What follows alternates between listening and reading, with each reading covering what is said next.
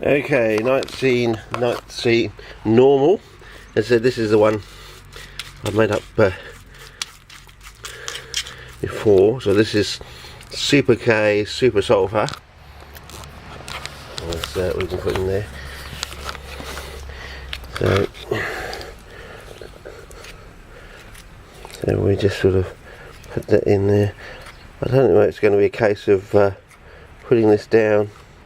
So this is normal, so it probably won't focus in like it normally does. I can't even see the viewfinder. I know it was like that, was it? Anyway, that's the first one in there. If I can get it to, probably have to use my other entrenching tool sort of thing, and get there as much of it as I can. As I said, we're trying to get to a degree of precision rather than a degree of accuracy, so I think, if you understand what I mean by that. Anyway, I'll see if I can put this down again, because I got a pretty good thing with this yesterday. I got whether this will actually focus, but that was with a macro function yesterday, so whether that's I don't know. Okay, so again to this one, and we put it down like that. Okay, and I just sort of again use our little entrenching tool to what the, well, no, not the entrenching tool, use the spoon to get the excess off there. Okay, so we'll put the lid back on this, and we'll start mixing this one in. Okay, the usual thing, start mixing into the surface layer, getting it spread out. Nothing worse than having a little bit of solid mass in there, burning the roots off. Got a lovely plant starting to grow, it's heading down the pot, and suddenly its roots gets burned off by a bit that you didn't rub in properly. Now hopefully, as I said, one of these groups, the amine, the iron, the copper, the sulfur, the high sulfur, and just the normal Super K, one of these. Now does Super K sound familiar to you?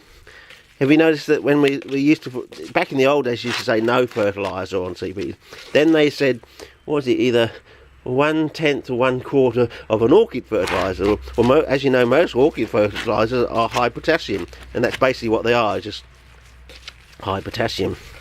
So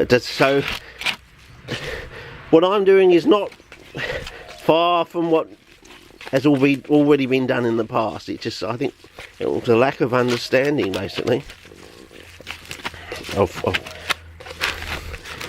and also levels and things like that, because you know there are different levels. Like a Cape can only handle like 11 grams per litre, whereas Dionyr can handle 22. So if you put your Dionyr formulation on your Cape, you'll kill it. So you had all those problems, those sort of side problems going on at the same time. So every time someone did a research and, oh, try this, it's a fantastic stuff, they put it on a Cape, or get home and put it on a Cape, and they kill it. And they say, oh, you don't know what you're talking about, sort of thing. And well, maybe they didn't. But anyway, well, there you go. And it's got this sort of green colour to it.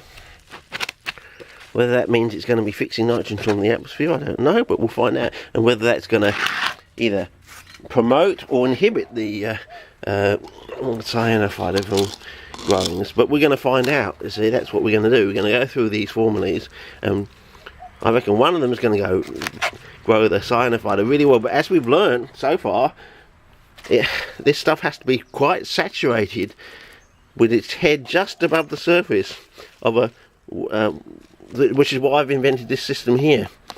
So we have the humidity, we have the wetness, so we have the connection to the water from underneath, but we also have the high humidity, and yeah. But this is what you do. I'm going to basically waste about a half of this, just because I want to get the levels right, you know.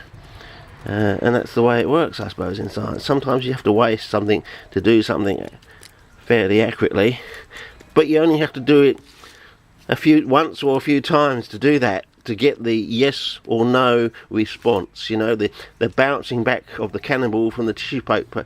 Once you've seen it and recorded it, that it actually is possible for a cannonball to bounce off a bit of tissue paper, then you can actually ask for other, you know, go and find other resources, or actually go and ask for resources. You can show them the footage. You know, it's like Barnes Wallis carrying around his films and people not believing that you could actually bounce something a few tons off the surface of water, but then he'd show them the film and they go, bloody hell, you know, what do you want, you know, what do you need? And he'd say, oh, I want a Wellington bomb. He said, oh, you can't have a Wellington bomb, you know, they're worth their weight in gold. What possible reason could I give them? You do tell me I could give them, you could have well, you could tell them that I designed it. That's in the long version of the Dam Busters. See, that's the one I used to watch quite regularly as a child over in Western Australia. Now, I don't know whether the WA people have got a special version, or that version got damaged or something, and the people overseas have got debauched versions of the Dam Busters. But the one I remember from my childhood, because it's one of my favourite films from the whole, I always remember the line.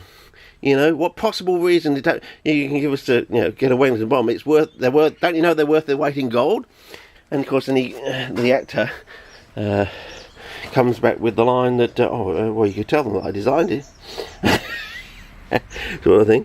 Anyway, that's this one done, and I'll just put the lid on it, and it'll go on the table, and I'll film them all set up later, and we'll just watch them over the next month to 2 months. And I'm assuming one of these is going to go gangbusters with the Cyanofighter, and that's the one we're going to start putting seed and cuttings into.